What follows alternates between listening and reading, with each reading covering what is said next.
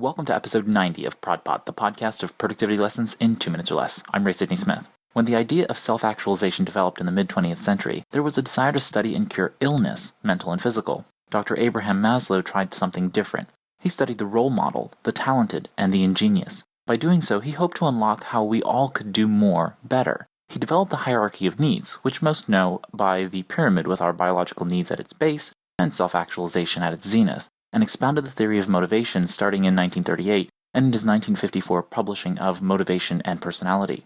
In this episode, I'd like to discuss my thoughts on how you might look at the pyramid through a different lens for greater productivity. Self-actualization is a heady topic. Becoming your greater or greatest self? Where do you even begin? Maslow says start with nutrition, hydration, shelter, sex, sleep, breathing, and excretion. Of course, cognitive dissonance ensues. Society, and American culture specifically, drives us to take shortcuts. For example, we have products coming onto the market like Soylent that tries to hack our food consumption to our most basic and efficient nutritional needs. The hierarchy of needs is fluid and it works on an overlapping paradigm like waves on the shores of your favorite beach. With each wave, our needs wash over the other as high tides and low tides ebb and flow. Compound benefits lead to surpluses and deficits depending upon how much we pay attention to our needs, great and small. Don't think of the hierarchy of needs as completing one level of game and then you move forward. That's certainly how most interpret it on the macro level. In this game of life, you restart at each level of the pyramid at all and various times of your days, weeks, months, and years. The hierarchy part of the hierarchy of needs